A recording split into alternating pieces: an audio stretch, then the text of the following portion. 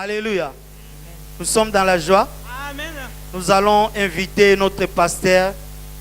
Acclamons notre Dieu. J'invite le pasteur Hervé.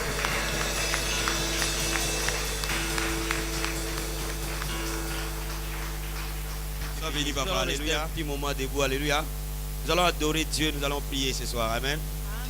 Nous allons laisser la place à notre équipe d'adoration et nous amener dans la chanson que vous avez préparée pour l'adoration, s'il vous plaît. Et bien aimé, je vais t'amener à un moment où tu vas te recueillir devant le Seigneur. Et tu vas prier que Dieu te parle cet après-midi. Et tu vas prier que Dieu puisse accompagner cette parole. Et que cette parole chante ta vie. Alléluia. Parce que je crois de tout mon cœur que Dieu veut que son peuple soit puissant. Et je crois que de tout mon cœur que Dieu veut que son peuple soit prospère et puissant. Alléluia. Bien aimé, nous allons nous rapprocher du Seigneur. Nous allons dire, Seigneur, cette parole qu'elle me donne la vie aujourd'hui. Que cette parole transforme mon cœur. Cette parole m'impacte aujourd'hui. Je vais vivre par elle. Je vais produire des résultats dans ma vie. Bien-aimé, prie au Seigneur. Il te connaît. Alléluia. Pendant que le chant nous amène dans un moment d'adoration, bien-aimé, élève la voix vers le Seigneur. Et dis au Seigneur que ma vie va changer. Ma vie est entre tes mains et elle va changer. Alléluia. Oh, ma koroboché. Ceux qui prient en langue, prient en esprit avec moi. Prie en esprit avec moi. Alléluia. Go ma koroboché kabababa. Kendorobo sakaraba Jesus. Kendorobo shekaraba satabaya. Kendorobo sakaraba shita. Bien-aimé, Dieu peut tout dans ta vie. Dieu peut tout dans ma vie. Rien n'est impossible au Seigneur. Bien-aimé, réalise que rien n'est impossible à Dieu. Ce qui est impossible aux hommes est totalement possible au Seigneur. Alléluia. Tout est possible au Seigneur. Alléluia. Komashitarabaya. Oh Seigneur, rien n'est impossible à toi. Alléluia. Seigneur, fais-moi voir ta gloire. Seigneur, fais-moi voir ta gloire. Dieu Seigneur, il t'a parlé cet après-midi. Seigneur, fais-moi voir ta gloire. Seigneur, fais-moi voir ta gloire. Oui, ta gloire. Ta gloire. Seigneur. Seigneur, fais-moi voir. Oui,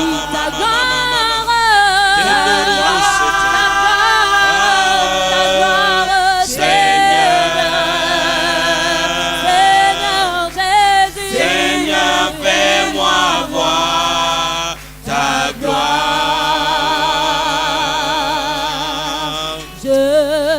Reconnaissons, Père, que rien n'est impossible à toi. Rien n'est étonnant de ta part, ô Père. De ce lieu, Père, tu vas bénir les hommes et les femmes. De ce lieu, Père, tu vas susciter des hommes et des femmes qui vont accéder aux ressources célestes. Alléluia.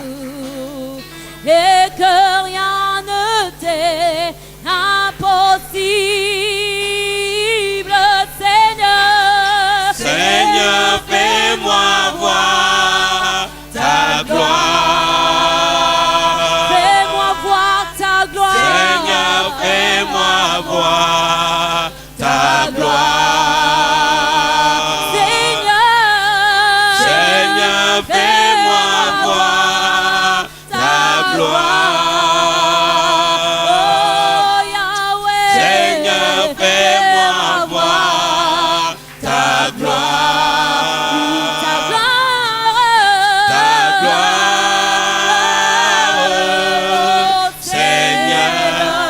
Jésus. Seigneur Jésus. Seigneur, fais-moi voir ta gloire. Ta gloire. Seigneur. Seigneur. Korobo shetamaya. Kema korobo sekerebe Jesus. Alléluia. Bien-aimé, dis au Seigneur de te faire voir sa gloire dans ta maison, dans ton foyer, dans ton ministère, dans tes finances. Dis au Seigneur, c'est mon temps, c'est le moment pour que je voie ta gloire. C'est le moment pour que je passe dans une nouvelle dimension. dans mon travail, dans mes affaires, dans mon mariage, dans mon ministère. Bien-aimé Dieu, Seigneur, je veux voir ta gloire cette année. Je veux voir ta gloire à la fin de cette année. Je veux voir ta gloire au début de l'année prochaine. Dieu, Seigneur, je veux voir ta gloire maintenant. Je veux voir ta gloire aujourd'hui. Je veux voir ta gloire dans ce lieu. Je veux voir ta gloire dans ma maison. Je veux voir ta gloire dans mon travail. Je veux voir ta gloire dans mes finances. Élève la voix vers le Seigneur. Dieu, Seigneur, que tu veux voir ta gloire. Alléluia. Oh, makorobo shetarabaya. Kendorobo sakamama mama. Kendorobo shikaraba satarabaya. Dieu Seigneur, je veux voir ta gloire dans mes finances. Dieu Seigneur, je veux voir ta gloire dans mes finances. Je veux voir ta gloire dans mes finances. Je veux voir ta gloire, que mes greniers soient remplis d'abondance. Je veux voir ta gloire, Père. Dieu Seigneur, laisse-moi voir ta gloire dans mes finances aujourd'hui. Alléluia. Oh makorobo shekerebe sataria. Kendorobo sakamashita. Rema kondorobo sete. Kondorobo shikarabase. Oh merci Seigneur. Merci Père. Au nom de Jésus-Christ. Amen. Est-ce qu'on peut acclamer le Seigneur? Soyez bénis, bien-aimés, vous pouvez vous asseoir. Alléluia. Soyez bénis, alléluia. Soyez les bienvenus dans la famille Vie Abondante. Amen. Nous allons parler aujourd'hui d'un thème que je considère vraiment extrêmement important. Alléluia. Que beaucoup de chrétiens ont ignoré pendant des années ou ont été plus ou moins mal enseignés. Et aujourd'hui, par la grâce du Seigneur, nous allons aborder quelque chose de très important. Amen.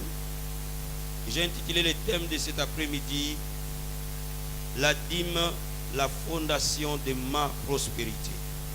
Alléluia. Le thème, la dîme, 2 points, la fondation de ma prospérité. Alléluia. La Bible dit, je veux que tu prospères à tous égards et que tu sois en bonne santé, comme prospère l'état de ton âme. Alléluia. La Bible dit, dites au juste qu'il prospérera. Alléluia. La Bible dit, Dieu prendra plaisir à ta prospérité. La Bible dit, mon serviteur, il prospérera, il montera très haut. La Bible est remplie de promesses de Dieu sur la prospérité. Il prendra plaisir à te faire prospérer. Il prend plaisir à nous faire prospérer. Bien-aimés, lorsqu'on veut comprendre les principes de prospérité, il faut d'abord comprendre les principes de la dîme, son fonctionnement. Alléluia. Il faut comprendre comment préparer sa dîme, comment faire en sorte que la dîme soit la fondation d'une vie future prospère et épanouie. Alléluia. Nous avons 4 textes de base dans Genèse chapitre 28, verset 20 à 22. Premier texte. J'ai lu de la part du Seigneur. Jacob fit un vœu en disant, si Dieu est avec moi et me garde pendant ces voyages que j'ai faits, s'il me donne du pain à manger et des habits pour me vêtir, et si je retourne en paix à la maison de mon Père, alors l'Éternel sera mon Dieu. Cette pierre que j'ai dressée pour ce monument, la maison de Dieu, et je te donnerai la dîme de tout ce que tu me donneras. Alléluia. La partie que je veux que l'on souligne, ici Jacob prie à Bethel, le lieu de rencontre avec Dieu. Et Jacob fait un vœu avec l'Éternel. Il dit, si tu me gardes, si tu me fais prospérer, et si tu me fais retourner d'où je suis venu, je te donnerai la dîme de tout ce que tu me donneras. Amen. Premier passage. Deuxième passage, c'est dans Malachie. 3. Malachie chapitre 3.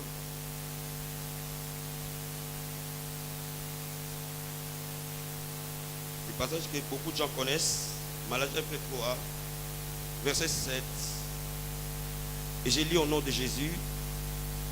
Depuis le temps de vos pères, vous vous êtes écartés de mes ordonnances Vous ne les avez point observés, revenez en moi et je reviendrai à vous, dit l'Éternel des armées. Et vous dites, en quoi devons-nous revenir? Un homme trompe-t-il Dieu? Car vous me trompez et vous dites, en quoi t'avons-nous trompé? Dans les dîmes et les offrandes. Vous êtes frappés par la malédiction, vous me trompez la nation toute entière. Apportez à la maison du trésor toutes les dîmes. En fait, qu'il y ait de la nourriture dans ma maison. Mettez-moi de la sorte à l'épreuve, dit l'Éternel des armées, et vous verrez si je n'ouvre pas pour vous les écluses des cieux, si je ne répands pas sur vous la bénédiction en abondance. Pour vous, je menacerai celui qui dévore. Il ne vous détruira pas les fruits de la terre, et la vigne ne sera pas stérile dans vos campagnes, dit l'Éternel des armées. Verset 18. Vous verrez de nouveau la différence entre le juste et le méchant, entre celui qui sert Dieu et celui qui ne le sert pas. Matthieu chapitre 23, verset 23. La Bible nous dit ceci. Malheur à vous, scribes et pharisiens hypocrites, parce que vous payez la dîme de la menthe, de l'atnée et du chimère, et vous laissez ce qui est plus important dans la loi, la justice, la miséricorde et la fidélité. C'est là ce qu'il faut pratiquer sans négliger les autres choses. Amen. Je vais lire aussi Luc chapitre 18. Donc, notez tous les versets et réalisez-les à la maison. De toutes les façons, le message sera sur Internet. Amen. Et vous allez encore les approfondir. Matthieu chapitre 18. Luc plutôt chapitre 18. Je vais lire au verset 9. Il dit encore une parabole en vue de certaines personnes, ces personnes qu'ils étaient justes et ne faisant aucun cas des autres. Deux hommes montèrent au temple pour prier. L'un était pharisien, l'autre était publicain. Le pharisien debout priait ainsi en lui-même. Ô Dieu, je te rends grâce de ce que je ne suis pas comme le reste des hommes, qui sont ravisseurs, injustes, adultères, ou même comme ces publicains. Je jeûne 2 fois par semaine et je donne la dîme de tous mes revenus. Les publicains, se tenant à distance, n'osaient même pas lever les yeux au ciel, mais ils se frappaient la poitrine en disant, ô Dieu, sois apaisé envers moi, qui suis un pécheur. Je vous l'ai dit, celui-ci descendit dans sa maison justifié plutôt que l'autre, car quiconque s'élève sera abaissé, celui qui s'abaisse sera élevé. Bien-aimé, Dieu prend plaisir à ce que son peuple soit puissant, à ce que son peuple soit prospère. Mais j'ai une bonne nouvelle à t'annoncer. Quand tu es né de nouveau, tu es sauvé par l'œuvre de Christ à la croix. Mais la rédemption de Jésus regorge en son sein plusieurs autres avantages que beaucoup de chrétiens n'ont pas encore saisi. Bien aimé, le jour où Jésus a rendu l'âme, il a dit, tout est accompli, Père. Il nous a sauvés. Il nous a rachetés. Il nous a donné accès à la famille de Dieu. Et de là, nous sommes devenus les enfants de Dieu. Nous sommes devenus co-héritiers avec Christ. Ce jour-là, le jour le plus important de l'histoire de l'évangile, nous avons eu accès à la vie éternelle. Cela veut dire que sur cette terre, nous avons la nature de Dieu qui habite en nous. Et cette nature de Dieu est immortelle. Cette nature ne meurt pas. Cette nature qui nous a été conférée par grâce demeure en nous. Et le jour où le Père voudra que nous rentrions à la maison, nous allons nous dépouiller de ce corps et nous retournerons dans la nature de Dieu pour rester avec lui dans l'éternité. Cela veut dire quoi? L'œuvre de la croix n'a pas d'égal. L'œuvre de la croix n'a pas de correspondant. L'œuvre de la croix est unique. Et Dieu, par son amour, il nous a donné par grâce la vie éternelle. Et cette vie éternelle est la nature de Dieu qui nous a transférés par la mort et la résurrection de Christ. Et cette vie éternelle est en nous. Personne ne nous ravira cela. Et c'est là, voilà pourquoi que l'enlèvement vienne aujourd'hui. Nous savons certainement que nous serons enlevés et nous serons avec lui. Et nous les rencontrerons dans les airs. Pourquoi? Parce qu'il nous a donné la nature divine.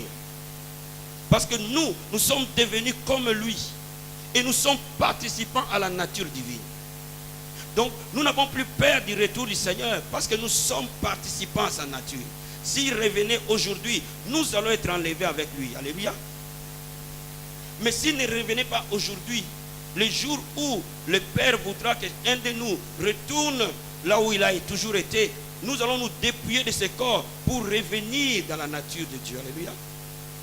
Mais à part l'œuvre de la rédemption, et dans cette œuvre de la rédemption, il y a plusieurs autres avantages qui y sont affectés. Parmi les avantages qui y sont affectés, c'est la nature abondante de Dieu. L'abondance est la nature de Dieu. Dieu est abondance. Regarde, il a créé des milliers d'étoiles. Parce qu'il ne crée jamais une chose.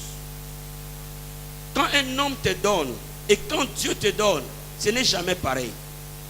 Parce que la manière que Dieu te donne reflète ce qu'il est. Regarde, il a créé des milliers d'arbres. Parce qu'il est comme cela.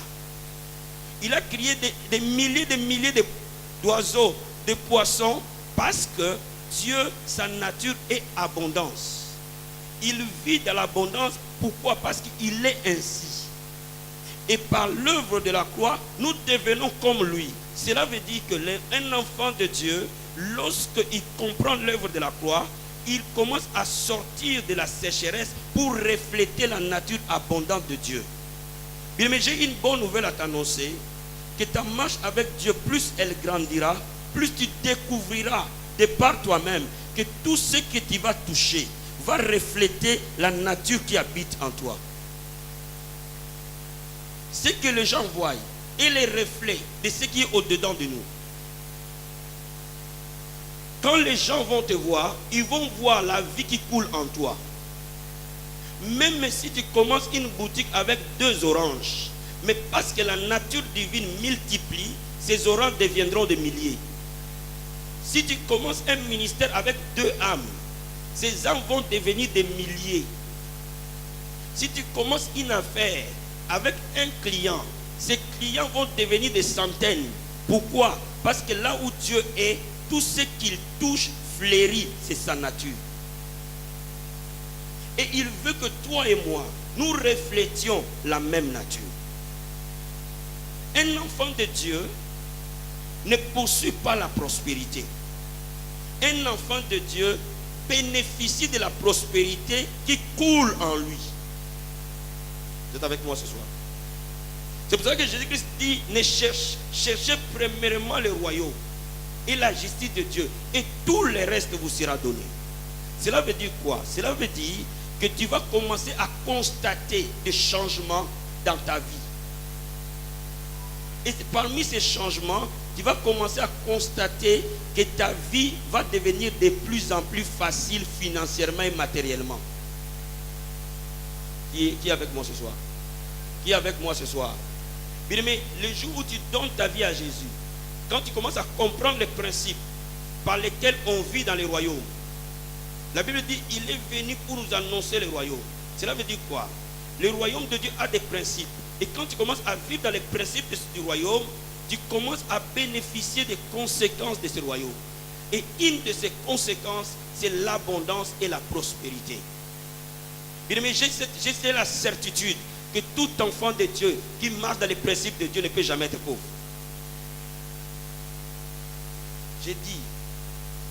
J'ai la certitude dans la parole de Dieu que tout celui qui marche avec Dieu ne peut jamais être pauvre. David a dit, j'ai été jeune, je suis devenu vieux. Je n'ai jamais vu un juste abandonné, ni sa postérité quémander du pain. David n'a pas parlé par prophétie ou par révélation. David a parlé par expérience. Il dit, moi David, j'ai été jeune, j'ai vieilli. C'est-à-dire que tout au long de mon âge, où je suis devenu vieux, un juste n'a jamais été abandonné, ni sa postérité quémander du pain. Or, la justice pour David était l'obéissance à la loi. La justice pour toi et moi est la croix. Tu es juste à cause de la croix. Voilà pourquoi tu ne manqueras jamais du pain. Ni ta postérité ne manquera jamais du pain. Le royaume de Dieu ne suit pas les diplômes que tu as. ne suis pas la couleur de ta peau, ne suis pas d'où tu viens, ne suis pas le nom de ton père, ni de ta mère, ne suis pas papier ou sans papier. Dans le royaume de Dieu, nous sommes tous égaux. Tu es avec moi? Tu es avec moi? Dans le royaume de Dieu, nous sommes tous égaux.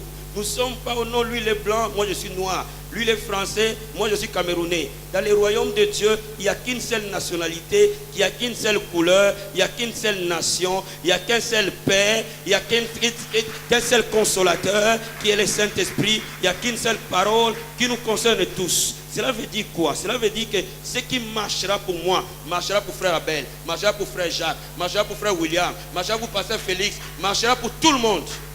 Quelqu'un peut dire Amen? Quelqu'un peut dire Amen? Cela veut dire quoi? Cela veut dire que un enfant de Dieu ne peut pas envier quelqu'un d'autre. Dis Amen. Dis Amen. Dis Amen. Un enfant de Dieu ne peut pas envier quelqu'un d'autre. Si tu vois un autre enfant de Dieu prospérer, cela veut dire qu'il connaît quelque chose que toi tu ne connais pas. C'est l'unique chose que tu dois savoir à faire. Comprends ce qu'il connaît, apprends-le, pratique-le. Ce qui marche pour lui, marchera pour toi. Vous êtes avec moi? Vous êtes avec moi? Il est important de fixer ces choses quand on veut parler de la dîme. Pourquoi? Parce que la dîme, elle est décontextualisée. On la sort de son contexte. Pourquoi beaucoup d'enfants de Dieu sont pauvres? Parce qu'on ne leur a pas enseigné comment prospérer. Bien-aimé, dis à ton voisin, tu vas apprendre à prospérer. Dis à ton voisin, tu vas apprendre à prospérer. Dis-le plus fort, tu vas apprendre à prospérer. Regarde, il lui dit, tu ne vas plus lier l'esprit de pauvreté, tu vas apprendre à prospérer.